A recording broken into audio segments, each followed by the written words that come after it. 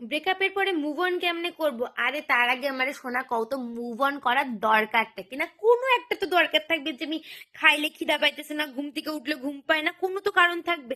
হইতে পারে তুমি একটু কান্না করতেছো, তো কান্না করো না। কান্না করলে জানো তো স্কিনের গ্লো বাড়ে, একদম সুন্দর হয়ে যাবে তুমি।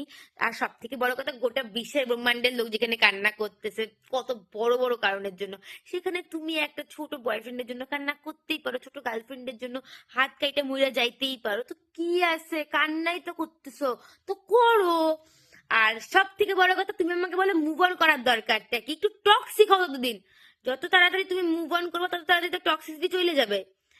তো টক্সিসিটি চলে গেলে, মুভ অন কইরা গেলে তোমার এক্স শান্তিতে থাকবে তো? সেটা কেন হবে? এক্স কে জ্বালাও, যতটা দিন পারো জ্বালাও, ঠিক আছে? আর তুমি সব থেকে বড় কথা, যতক্ষণ পারো এক্স কে ডিস্টার্ব করো, যেইভাবে পারো, any how any cost, phone করে মেসেজ করে যেইভাবে পারো। একটা নাম্বারে ব্লক করবে, 10টা নাম্বারে করবা, ফোন করে ডিস্টার্ব করে একাকার করে দিবা, কিন্তু এক্স কে শান্তিতে থাকতে দিবা না। টক্সিক হও, বি হ্যাপি। মুভ অন পরে করতে পারবা, আপনিই তাইলে।